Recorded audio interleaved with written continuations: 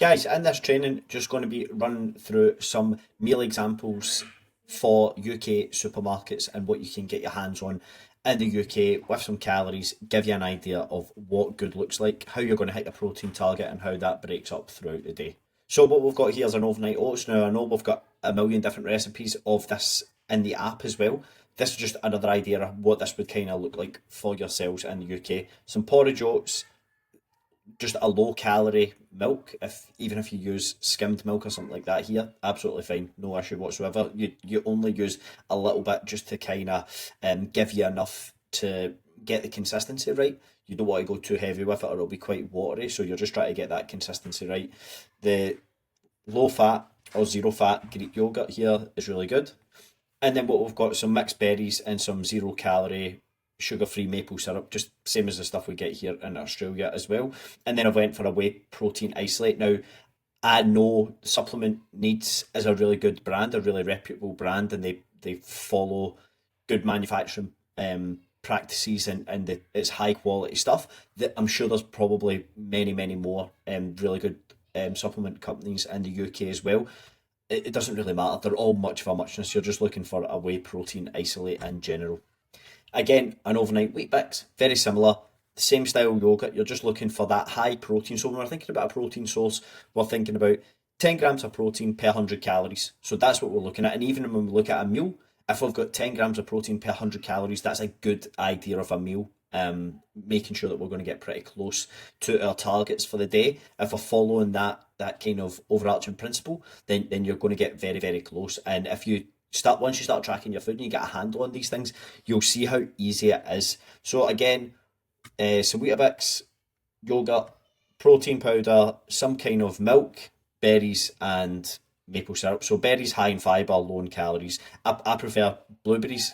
It doesn't matter. We're just looking for some kind of berries, whatever you can get your hands on here. So we've got 455 calories for 50 grams of protein. Really good going. Good bit of fibre in there as well.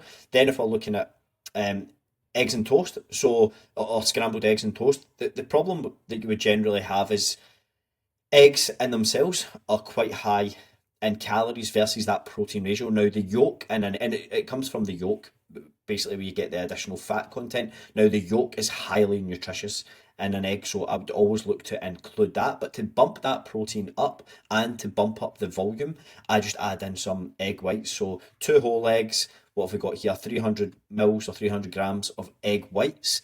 Couple of slices of bread, bit of avocado. Like this would make a mountain of food. So the problem that people generally have is they have really small meals.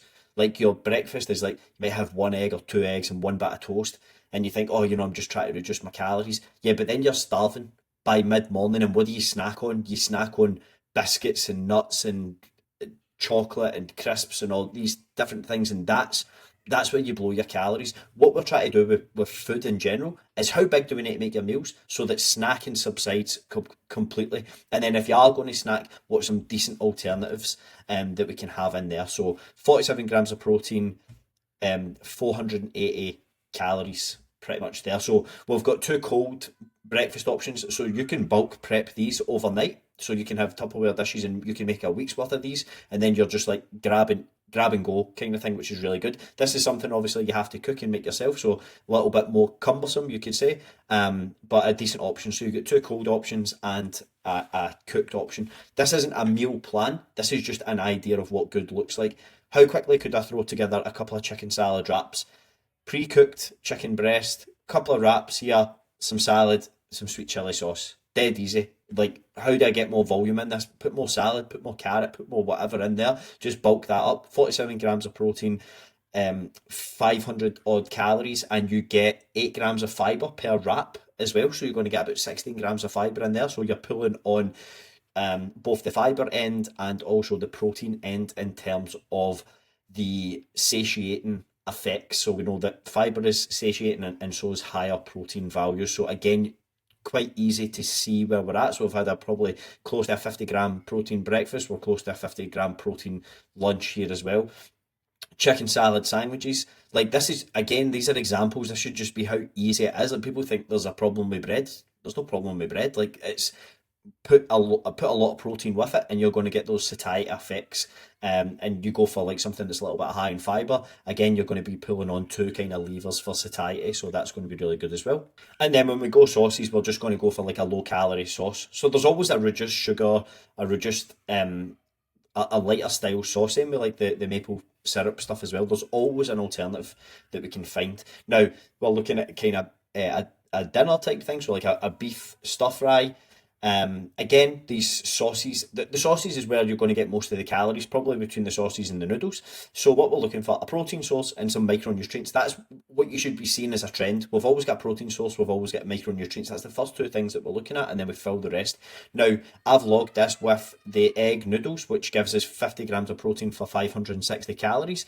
If you were trying to cut calories, you could use these. I think they're about 11 calories per serve. These konjac noodles as well. If calories were really, really low, you could use something like this. But again, 50 grams of protein, 564 calories. So a really good meal that we can throw together here. Same thing, butter chicken. So again, there's always one of these stir-in sauces. You could make your own sauce, but I'm just trying to show you how easy you could throw something together. A stir-in sauce, some chicken breasts, some veg, micronutrients, protein source, always. And then what we're going to have, we've got calories for rice. So I think I've logged a half a packet of rice here. So that'd be about a cup of rice for 168 calories. Or a bag of cauliflower rice, obviously for 30 calories. So if I was low on calories, I could go 2 cups of rice. So you could go half a cup here, 2 cups here, whatever. The idea is, how big can we make this meal? How much volume can we get in this meal in order to stop your arse from hanging out the pantry after dinner? You know, like that's kind of the goal that we're looking for. Again, tikka masala follows the same kind of the same kind of overarching principles. A protein source, some vegetables, reduced fat, stir-in sauce, and then I've went for like a cauliflower rice here instead of like the rice on the previous one. So you can see if I go for a cauliflower rice, for a bag of that, you get 51 grams of protein for less than 400 calories. This one, you are 56 grams of protein for 600 calories. Still really good, by the way. Like, still two great options in general. And you're not going to be hungry. If I was looking to increase the volume, it's more of this or more of these in the meal. You know what I mean? And that's going to jack up satiety signals and stop you from overeating. Now we're looking at a personal favourite of mine, like steak and veg, man. Like, this is the best thing ever. So beef medallion, so a leaner cut of beef in general. So beef medallion, and this is just from Tesco. You probably get them from any supermarket in the UK. Tender stem broccoli, sliced mushrooms, and then these sweet potato chunks. Chuck them in the oven or the air fryer, something like that. 200 grams of those. You know, a couple of 100 grams of veggies that you've got there, and then a steak. 425 calories, 47 grams of protein. Like, fantastic for everybody. Then if we're looking at snacks, if we were going to snack, what are we looking at? High protein, a high protein kind of snack, whatever it may be. You've got these different yogurts, low fat cottage cheese. You could have that with some veggies like chopped carrots or things like that you might have, cucumber or whatever you're into in that sense. Yogurt type things, a mousse type thing here. And then if you're having a protein source, have some micronutrients with it as well. Get some fruit with it as well. So lowish calorie fruit. So berries, kiwi fruits, things like that. So this just gives you an idea of kind of what good looks like. You throw this together in a day, you know, this could easily be 200 grams of protein. Easily, you know, so that it's not hard to do. Again, this isn't a meal plan, but this is just kind of what good looks like. So hopefully this at least sparks some thinking or sparks some questions that you might have for me. You can ask them in your check-ins or whatever it may be, and give yourself an idea of how you're going to hit these targets on a daily basis consistently.